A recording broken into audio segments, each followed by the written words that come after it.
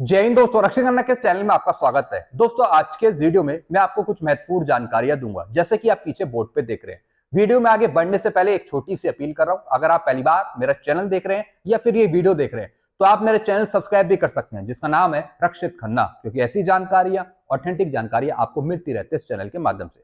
चलते हैं दोस्तों, आगे बढ़ते हैं। सबसे पहली जानकारी है, एएफटी के वकीलों का कहना, पंजाब और हरियाणा हाईकोर्ट के द्वारा कम्यूटेशन पर 808 रिट याचिकाओं का खारिज होने का असर एएफटी के जजमेंट पर नहीं पड़ेगा।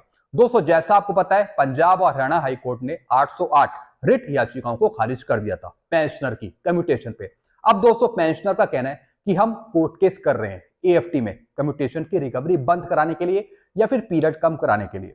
तो दोस्तों, पेंशनर का कहना है कि जो पंजाब हरियाणा हाईकोर्ट ने जो 808 रिट याचिकाएं रद्द करी, तो क्या उसका असर एएफटी के जजमेंट पे पड़ेगा जब पेंशनर का आगे जजमेंट आएगा एएफटी से?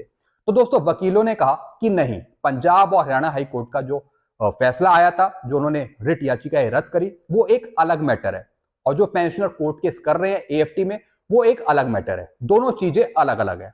हालांकि एएफटी के जजमेंट में जिक्र हो सकता है, पंजाब और हरियाणा हाईकोर्ट के जजमेंट का जिक्र हो सकता है, लेकिन जो फैसला होगा वो एएफटी का अलग होगा। क्योंकि दोस्तों, कुछ दिन पहले एएफटी लखनऊ का भी फैसला आया है पेंशनर के हक में।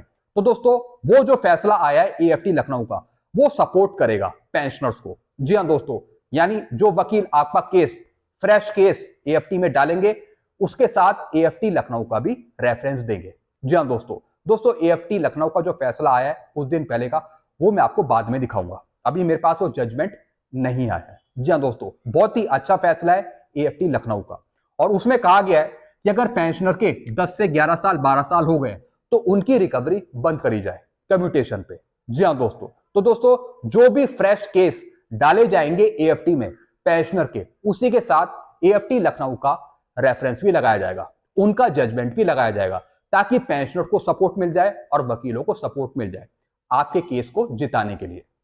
चलते हैं अगली जानकारी की तरफ। सूबेदार को भी सूबेदार एसीपी 1 मिलती है। जी हां दोस्तों, जो भी पेंशनर्स 8 साल एक ही रैंक में गुजारते हैं तो उनको नेक्स्ट रैंक का बेनिफिट मिलता है।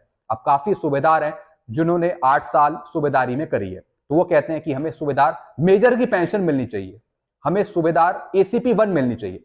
अब दोस्तों, अगर आप ओआरओपी 2 टेबल देखें या फिर ओआरओपी 3 पेंशन टेबल देखें, तो दोस्तों उसमें एक अलग से कॉलम है एसीपी का। जी हां दोस्तों, अलग से कॉलम दे रखा है जिसमें लिखा हुआ है सूबेदार मेजर या फिर सूबेदार ग्रांटेड एसीपी ए या फिर एसीपी बी। जी हां दोस्तों, जिन सूबेदारों को एसीपी मिली होती है, तो दोस्तों उनके लिए अलग पेंशन है, उनके लिए अलग कॉलम है। जी हां दोस्तों, उनके लिए है एसीपी ए का कॉलम या फिर एसीपी बी का कॉलम। जैसा कि मैं आपको साइड में ओआरओपी 2 की पेंशन टेबल या फिर ओआरओपी 3 की पेंशन टेबल दिखा रहा हूं। ये कॉलम इसलिए डाला गया है, जी हां दोस्तों, भारत सरकार के द्वारा, कि अगर सूबेदारों को एसीपी दी जाती है, अगर सूबेदारों को एसीपी मिल जाती है, तो उसके आधार पे उनको बढ़ी हुई पेंशन दी जाए। जी हां दोस्तों, इसलिए अलग से कॉलम डाला गया है एसीपी ए का और एसीपी बी का। और दोस्तों, ओआरओपी 1 में पहले ये कॉलम नहीं था। अगर आप ओआरओपी 1 की पेंशन टेबल देखेंगे, टेबल नंबर 7, उसमें ये कॉलम नहीं था, लेकिन ओआरओपी 2 में और ओआरओपी 3 में एक अलग से कॉलम डाल दिया है। किसका? एसीपी ए का और एसीपी बी का। दोस्तों, ये कॉलम सूबेदार के लिए ही है, सूबेदार और सूबेदार मेजर।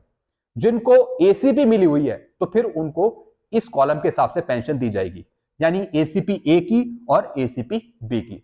लेकिन दोस्तों, रिकॉर्ड पीसीडी स्पष्ट इनको पेंशन नहीं दे रहा सूबेदार मेजर की। इन्होंने 8 साल एक ही रैंक में गुजारे हैं, लेकिन नेक्स्ट रैंक का बेनिफिट नहीं मिल रहा। तो दोस्तों, इसके जो केस हैं, यानी सूबेदार को सूबेदार मेजर की पेंशन दिलाने के लिए इसके केस हमने टेकअप कर रखे हैं आर्मी हेडक्वार्टर के समकक्ष। जी हां दोस्तों, जैसे कुछ फैसला आएगा उसके बेस पर फिर हम आपकी कार्रवाई करेंगे। हम लगे हुए हैं पेंशनर के हक में, वेलफेयर के लिए, ताकि पेंशनर को बेनिफिट मिल पाए। चलते हैं अगली जानकारी की तरफ।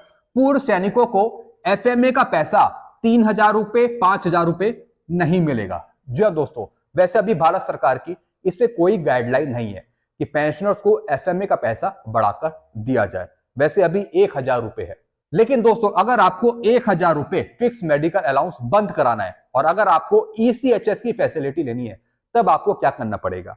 दोस्तों अगर आप स्पर्श पे माइग्रेटेड पेंशनर्स हैं तो दोस्तों स्पर्श में भी एक ऑप्शन आता है, जी हाँ दोस्तों, स्टॉपेज फिक्स मेडिकल अलाउंस। जी हाँ दोस्तों, वहां से भी आप स्टॉप करा सकते हैं। अगर वहां से स्टॉप नहीं होता तो सीधा आप लेटर लिखेंगे अपने रिकॉर्ड को। जी हाँ दोस्तों, एक छोटी सी कार्रवाई होती है इसकी, उसके बेस पर आपका एफएमए का पैसा बंद हो जाता है और फिर आप ईसीएचएस की फैसिलिटी ले सकते हैं। अब दोस्तों इसकी एक छोटी सी कार्रवाई है, वो मैं आपको समझा रहा हूं। पीडीए से एनओसी लीजिए। जी हाँ दोस्तों, यानी जो आपकी पेंशन डिस्पेंसिंग एजेंसी है, चाहे वो बैंक हो, सीपीपीसी हो, चाहे वो स्पर्श हो, जहां से आप 1000 रुपए ले रहे हैं एफएमए का, वहां से दोस्तों सबसे पहले आप 1000 रुपए बंद कराएंगे। उसके बाद वहां से आप एक सर्टिफिकेट लेंगे जिससे हम बोलते हैं एनओसी, नॉट ऑब्जेक्शन सर्टिफिकेट, या फिर नो ऑब्जेक्शन सर्टिफिकेट। और फिर दोस्तों ये एनओसी आपको देनी है ईसीएचएस को। जी हाँ दोस्तों, ये प्रूफ है कि आपका एफएमए बंद हो गया, तो अब ईसीएचएस आपकी फैसिलिटी स्टार्ट करेगा मेडिकल की। तो ईसीएचएस को भी एनओसी चाहिए होती है कि जो आपकी पहले पेंशन डिस्पेंसिंग एजेंसी थी उसने आपका एफएमए बंद कर दिया, तो अब ईसीएचएस आपकी फैसिलिटी स्टार्ट करेगा। तो दोस्तों जो ये एनओसी है ये देता है पेंशन डिस्पेंसिंग एजेंसी, जहां से आपको 1000 रुपए मिल रहे हैं। वो आपका 1000 रुपए पहले बंद करेगा और वहां से आपको एनओसी सर्टिफिकेट देगा। वो आपको देना होता है ईसीएचएस डिपार्टमेंट को, जहां से आपकी मेडिकल फैसिलिटी स्टार्ट होगी। तो ये थोड़ा सा काम आपको करना पड़ता है, तब दोस्तों आपका 1000 रुपए बंद होगा, तब आपको ईसीएचएस की फैसिलिटी मिल पाएगी। इसके लिए आपको पहले पेंशन डिस्पेंसिंग एजेंसी से कांटेक्ट करना पड़ेगा, उसके बाद फिर आपको ईसीएचएस में जाना पड़ेगा, या फिर आप ऑनलाइन भी अप्लाई कर सकते हैं। चलते हैं दोस्तों अगली जानकारी की तरफ। पूर्व सैनिकों की अनमैरिड, विडो, डिवोर्सी बेटियों को फैमिली पेंशन मिलेगी, पार्ट 2 ऑर्डर कराएं। जो दोस्तों पूर्व सैनिकों की जो बेटियां हैं उन्हें भी फैमिली पेंशन ऑथराइज है। जी हाँ दोस्तों, और वो भी पूर्व सैनिक या फिर उनकी पत्नी के मरने के बाद। तो सबसे पहली चीज आपको क्या करनी है कि बेटियों के पार्ट 2 ऑर्डर कराने हैं। पार्ट 2 ऑर्डर आप जरूर कराएं, यानी बेटियों का नाम कहीं ना कहीं होना चाहिए रिकॉर्ड में, चाहे वो स्पर्श की प्रोफाइल में हो, चाहे फिर वो आपके रिकॉर्ड में हो, या फिर सर्विस हिस्ट्री में हो, ताकि आपके मरने के बाद, आपकी वाइफ के मरने के बाद बेटियों को फैमिली पेंशन मिल पाए, चाहे बेटी आपकी अनमैरिड हो या फिर विडो हो या फिर डिवोर्सी हो। जी हाँ दोस्तों, तो बेटियों को फैमिली पेंशन दिलाने के लिए बेटियों के पार्ट 2 ऑर्डर आप जरूर कराएं। इसकी जानकारी मैंने आपको पहले भी दी है कुछ वीडियो में। जी हाँ दोस्तों, तभी बेटियों को फैमिली पेंशन ऑथराइज होगी। और दोस्तों बेटियों को फैमिली पेंशन देने की कोई एज लिमिट नहीं है, बेटी की कितनी भी उम्र हो उनको फैमिली पेंशन दी जाती है। बस 2 कंडीशन है जिसकी वजह से बेटियों को फैमिली पेंशन नहीं मिलती। अगर बेटी शादी कर लेती है तब उनको फैमिली पेंशन नहीं मिलेगी, या फिर अगर कोई बेटी जॉब करती है और जहां पर उसकी इनकम 9000 से ज्यादा होती है तब उनको फैमिली पेंशन नहीं मिलेगी। तो दोस्तों एक ये रूल है सेंट्रल का, ये आप सही से समझ लीजिए। सिर्फ 2 ही कंडीशन है जिसकी वजह से बेटियों को फैमिली पेंशन नहीं दी जाती है। और हर एक साल बेटियों को अनमैरिड सर्टिफिकेट भी देना पड़ता है कि उन्होंने शादी नहीं करी है।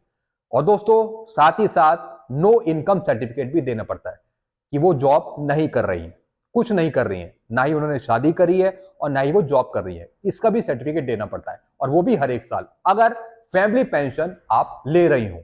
जी हाँ दोस्तों, तो दोस्तों बस यही जानकारियां थी जो मैंने आपको समझाई हैं। आई होप सारी जानकारी आप अच्छे से समझ होंगे। इसके रिगार्डिंग आपको और कुछ पूछना हो तो आप नीचे कमेंट कर सकते हैं, क्योंकि ऐसी जानकारियां, वेलफेयर से जुड़ी जानकारियां आपको मिलती रहती है इस चैनल के माध्यम से। Thank you so much.